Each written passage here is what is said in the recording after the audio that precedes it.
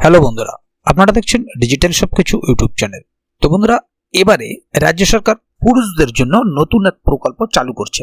এই প্রকল্পে আপনারা লক্ষ্মীর ভান্ডারের মতোই ভাতা পাবেন, তবে কত টাকা করে ভাতা পাবেন সেটা ভিডিওর মধ্যে আলোচনা করে নেব।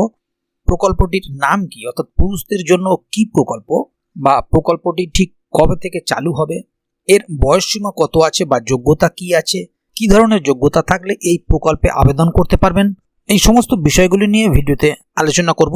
সে কারণে ভিডিওটি প্রত্যেকের জন্যই খুবই গুরুত্বপূর্ণ ব্যাপার, কারণ অনেকেই মনে করেন যে পুরুষদের জন্য প্রকল্পের সংখ্যা খুব কম, মহিলাদের প্রকল্পই বেশি। তো এবারে লক্ষ্মীর ভান্ডারের পর এই নতুন উদ্যোগ রাজ্য সরকার শুরু করছেন, তাই ভিডিওটিকে কোথাও স্কিপ না করে প্রথম থেকে শেষ অবধি পুরোটাই দেখবেন, যাতে করে কোনো জায়গায় বুঝতে আপনার কোনো প্রকারের অসুবিধা না হয়।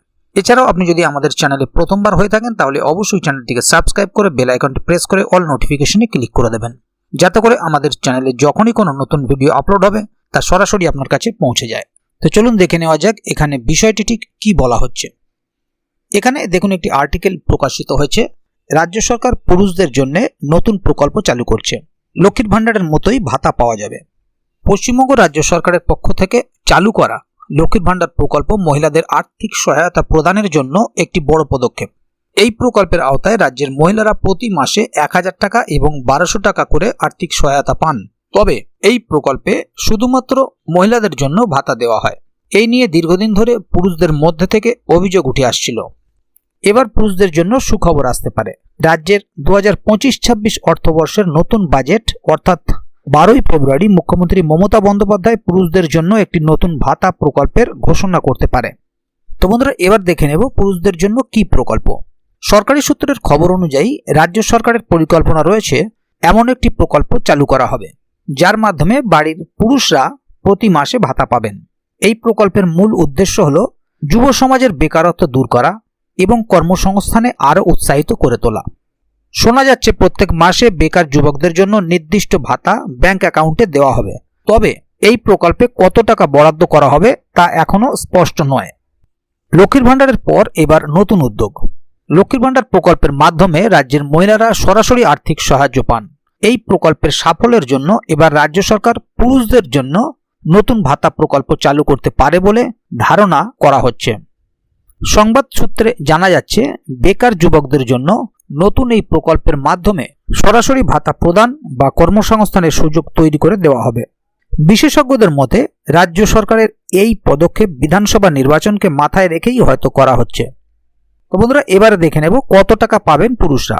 সূত্রের খবর অনুযায়ী ভাতার পরিমাণ হতে পারে প্রতি মাসে 1000 টাকা থেকে 1500 টাকার মধ্যে। এই ভাতা সরাসরি পুরুষদের ব্যাংক অ্যাকাউন্টে জমা পড়বে। তবে এই প্রকল্পের অধীনে শুধুমাত্র সেই সমস্ত পুরুষরাই ভাতা পাবে যারা নির্দিষ্ট শর্ত পূরণ করতে পারবে। প্রকল্পের গুরুত্ব।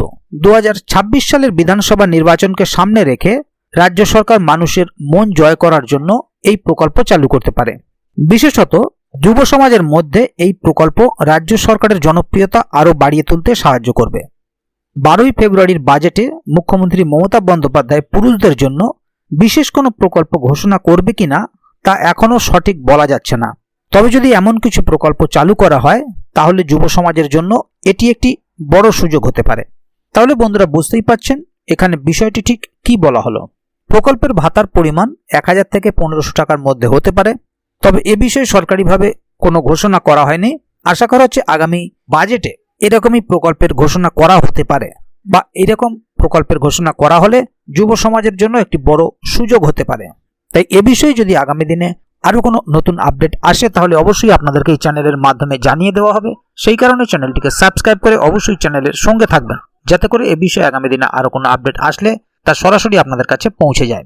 তো বন্ধুরা, আজকের গুরুত্বপূর্ণ ভিডিও আপডেটটি এখানেই শেষ করছি। ভিডিওটি সম্বন্ধে আপনাদের মতামত এবং আপনারা কে কোথা থেকে ভিডিওটি দেখছেন অবশ্যই কমেন্ট বক্সে লিখে জানাবেন।